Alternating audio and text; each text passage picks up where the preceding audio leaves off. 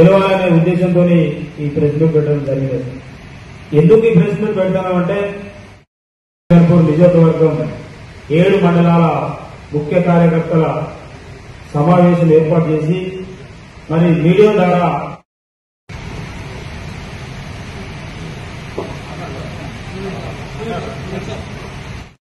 నేను 20 సంవత్సరాల వరకు కాంగ్రెస్ లో జెండా మోసుకుంటూ కష్టకాలంలో కాపాడిన పార్టీని కాపాడితే మేడం నాకు అధికారంలో లేకున్నా కూడా ఇక కాంగ్రెస్ కార్యకర్తలందరూ కూడా ప్రతిపక్ష పాత్ర పోషించాల్సి వస్తుంది.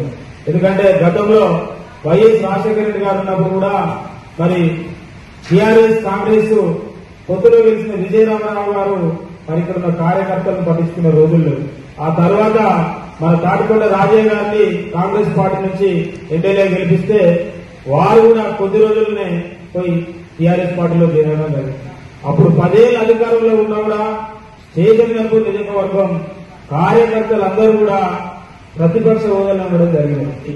రేవంత్ రెడ్డి నాయకత్వంలో తిరిగి అధికారంలోకి వచ్చిన తర్వాత మరి మా నాయకురాలు సింగపురం ఇంద్ర గారు కొద్ది తేడాతో ఓడిపోయినప్పటికీ సరే ఓడిపోయినా కూడా ఇన్ఛార్జ్ ఉన్నది, గవర్నమెంట్ ఉన్నది, మాకు మంచి రోజులు వచ్చినాయి, ఇంకనైనా ఇక్కడ ఉన్న కార్యకర్తలందరూ బతుకులు బాగుపడతాయి, ఇక్కడ ఉన్న పేద ప్రజలకు న్యాయం జరుగుతుంది పార్టీలోకి వచ్చి మా ముందే వాళ్ళ పెత్తాలకు ఎలా ఇస్తుంటే మరి కష్టపడ్డ మా పరిస్థితి ఏంటి.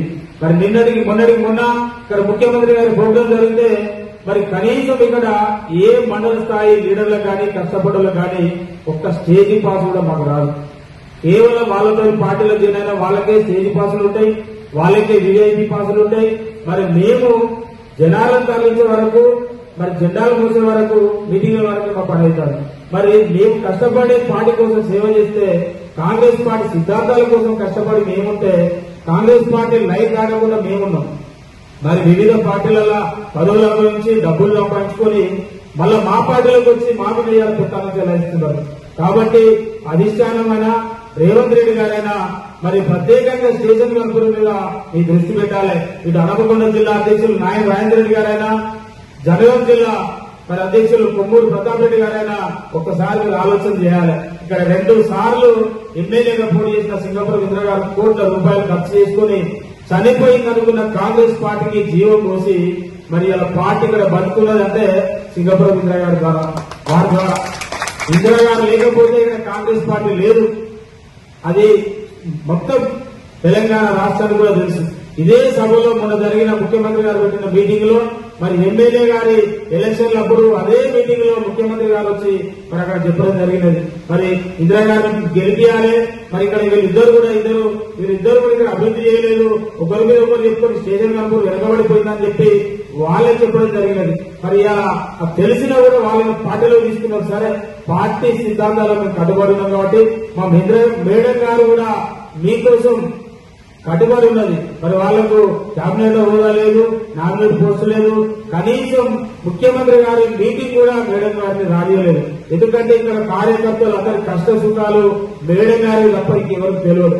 ఎందుకంటే 10 సంవత్సరాలు ఇక్కడ కష్టపడేది కాబట్టి మేము చేసిన సేవలేంది, మా కష్టం ఏంది, పార్టీ కోసం మేము చేసిన పని ఏంది మేడం గారు తెలుస్తుంది. కాబట్టి ఆ మేడమే రానప్పుడు మమ్మల్ని గుర్తించడం లేదు. మరి ఆ మేడం ఎందుకు రాణిస్తలేదు, మరి ఆ మేడం రానప్పుడు మా పరిస్థితి ఏంది, మరి ఇక్కడ ఉన్న కార్యకర్తలందరం కూడా మేము ఏమైపోవాలి. మీరు కడియం గారు పార్టీలోకి వచ్చినప్పుడు ఒక మాట చెప్పిండ్రు, మరి నాతో వచ్చిన వాళ్ళు అందరికీ పచ్చిపులుసు, కాంగ్రెస్ పార్టీని పట్టుకొని పనిచేసిన వాళ్ళందరూ కూడా మీ అందరికీ బిర్యానీ ఉంటుందని చెప్పిండు.